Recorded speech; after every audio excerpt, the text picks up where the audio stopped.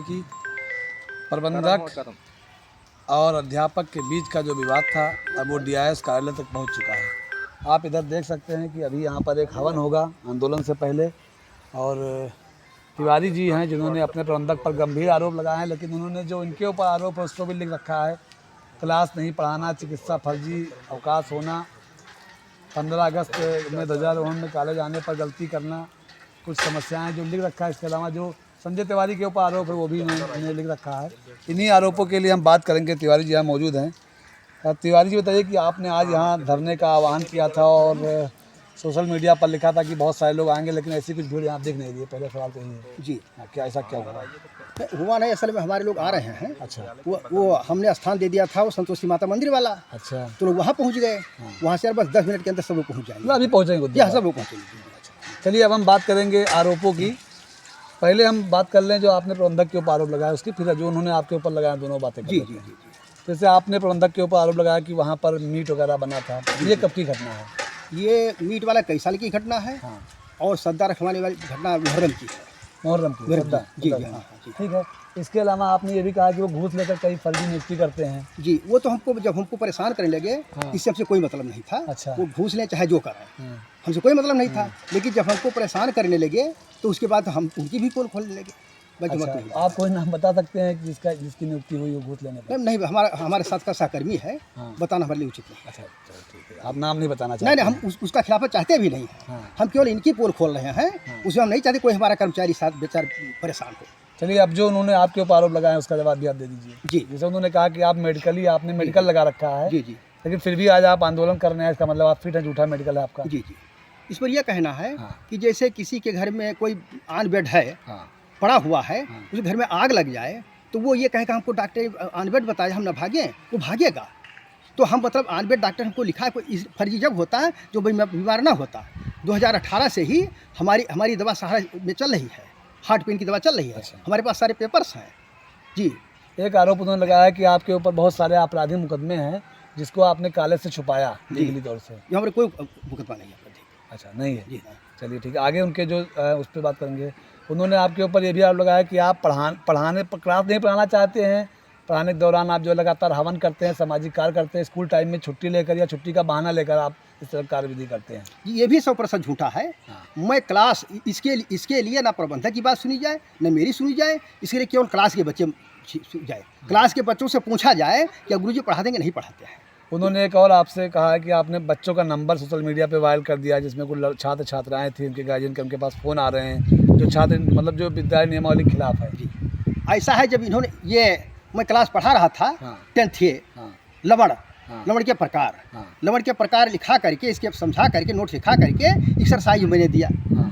कि बच्चे कर रहे हैं। हाँ। मैं घूम रहा था। हाँ। कि भाई एक्सरसाइज कर रहे हैं। हाँ। ये क्लास में घुस गए। इनको नहीं ये पता है कि जब एक्सरसाइज दिया जाता है उस समय नहीं बोला जाता है, या परीक्षा लिया जाता है उस समय नहीं बोला जाता है। तो वो टहल रहे, गुरु जी चुप, क्यों टहल रहे हो आप, कल क्लास में पढ़ाइए। तो हमने कहा अंधे, इतना कहा, आप शब्द मान लीजिए चाहे जो कहे। मैंने कहा अंधे हो, देखिए बच्चे हमारे लिख रहे हैं। बच्चों ने भी खड़े होकर कहा गुरुजी हम मतलब ये पढ़ा रहे हैं, आप गलत कह रहे हैं। और वही बच्चों ने लिख करके अपना नाम दे दिया कि गुरुजी चाहे जहाँ चाहिए, ये गलत कह रहे हैं, हम लगा रहे हैं। मतलब विवाद की जड़ में यही बस जी हाँ, वो क्लास में घुस करके हमको कैसे पढ़ाई टहल के उन्हें पढ़ा क्यों नहीं रहे हो। अच्छा, आप बताइए कि आप दोनों लोग अपने जिद पे अड़े हुए हैं। वो कह रहे हैं कि मैं उन्हें सस्पेंड कर दूंगा, मेरे खिलाफ बहुत सारे सबूत हैं। जी जी। आप कह रहे हैं कि मेरे खिलाफ धरना करूंगा, उन्हें हटवा दूंगा। जी जी। क्या कोई बीच का रास्ता नहीं सकता है? देखिए, डीएवी इंटर कॉलेज आज के समय में हर व्यक्ति 15 लाख, 20 लाख, 50 लाख रुपए दे करके नौकरी पाता, घूस खुली बात है। कौन देता, कहाँ लेता, सब लोग जानते हैं। लेकिन आर्य समाज के विद्वानों ने यहाँ पर हमारे कार्य को देखते हुए तत्कालीन प्रिंसिपल साहब थे संस्थान अग्निहोत्री, उनको कहा इस बच्चे की नियुक्ति कर लीजिए, एक पैसा नहीं लीजिए। और बिना हमसे ये पैसा लिए हुए, यहाँ तक कि हमारे कार्य के लिए जब लोग जाते थे अपना पैसा लगा करके जाते थे। 25 पैसा मुझसे नहीं लिया है। तो मेरा दायित्व है कि हमको जो फ्री मतलब नौकरी दी गई है, तो इस आर्य समाज की रक्षा करते हुए मेरी नौकरी चली जाए, उनको कोई चिंता नहीं। मेरा सौभाग्य होगा, परम सौभाग्य होगा। लेकिन अब सवाल इस बात का कि अगर आप आर्य समाज के पथ पर थे तो आप अभी तक क्यों चुप थे? गलत हो रहा था। जी, हम चुप नहीं थे। जिस दिन मांस बन रहा था उस दिन ही जब कोई नहीं रोक पाया, मैंने तो फोन किया संजय तिवारी को कि भैया मतलब ये बने अनंत कीजिए। तो कहते तुमको पढ़ाने से मतलब बाकी से मतलब है। तो मैं भगोने में कूद गया था। अच्छा, मैं भगोने में कूद कर लोगों ने पकड़ करके हमको किसी प्रकार से बचाया है। तो चुप कभी नहीं था। जब सत्ता लगवाया किसी की हिम्मत नहीं थी। मैंने इसे कहा कि मैं आर्य समाज का सिपाही हूँ। मैं पहली बात, मैं आर्य समाजी पहले हूँ, अध्यापक बाद में हूँ। मैं उसके लिए भी सीधे एसपी साहब से, डीएम साहब से हमने फ़ोन किया।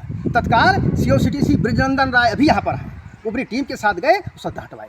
तो अच्छा, चुप कभी नहीं तिवारी जी, एक आरोप उन्होंने आपके ऊपर लगाया कि आप इस पूरी लड़ाई को जो अध्यापक और प्रबंध का है उसको आप राजनीतिक मोड़ दे रहे हैं, भाजपा बनाम सपा कर रहे हैं। जी हाँ, उसका कारण यह है कि ये हमको पराजित करने के लिए, ये चूँकि सीधी बात है, ये संजय तिवारी जी ये गुटखा तक नहीं खाते हैं। हाँ। तो कलाश में जो मांस बनवा रहे थे ये स्वयं मांस नहीं खाना चाहते थे, लेकिन यानी संप्रदाय विशेष को खुश करने के लिए मांस बनवा रहे थे अर्थात। और ये समाजवादी पार्टी, तिवारी जी वही तो उनका सवाल है, घटना 10 साल पहले की है, तो आज आप क्यों उसको इतना प्रोपेगेंडा कर रहे हैं? उस समय भी मैंने हटवाया था, इसके बाद में सोशल मीडिया पर डाला था कि जानकारी होने पर प्रबंधक जी ने हटवा दिया। जब सद्दा भी हटवाया था मैंने सोशल मीडिया ही डाला था, प्रबंधक जी ने मैंने कहा कि हमारा का चमत्कार है, हटवा दिया। लेकिन जब ये हमको सताने लगे, कब सताने लगी है? जब यह बांग्लादेश के हिस्सा के संबंध में जब पूरे देश में कहीं कोई कार्यक्रम नहीं हो रहा था, तो बलरामपुर में मैंने ही कार्यक्रम किया, शुरुआत किया। उस कार्यक्रम के तुरंत बाद इन्होंने हमको नोटिस दे दिया कि आपने बिना हमारी अनुमति के धार्मिक और सामाजिक कार्य करके गलत किया है, आपको नोटिस दिया है। तो नोटिस देने के बाद मैं इनके बुराई को बताने लगा। जब उन्होंने आपके ऊपर आरोप लगाया तब आपने सब बता जी। हाँ। अच्छा, एक और आप कुछ लोग कह रहे हैं जो है विद्यालय के कुछ बाबू हैं जो उनके समर्थन में, और कह रहे हैं कभी आप पोस्ट लिखते हैं कि वो संजय जी हमारे जो कुछ जंगलखोर लोग आ गए उनकी बड़ाई करते हैं, फिर आप दूसरे दिन ही उनकी बुराई करने लगते हैं। जी, मैं बड़ाई आज भी करता हूँ। क्या करता हूँ, उनके साथ जो लड़ने वाले लोग हैं उनसे संजय के अच्छे हैं। अच्छा। क्योंकि गुटखा तक नहीं खाता है, मांस नहीं पीता है, खाता है शराब नहीं खाता है, तो इसके बखान में अब भी करता हूँ।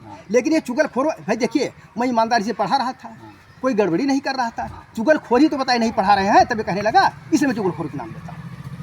तो ये एक छोटी मोटी घटना जो बड़ा रूप ले रही है, आप यहाँ देख सकते हैं धरने पर बैठने के लिए और हवन वगैरह करने के लिए तिवारी जी बिल्कुल मुस्तैद हैं अपनी टीम के साथ, और उनका दावा है कि अभी यहाँ कुछ लोग और आएंगे, भीड़ बढ़ेगी।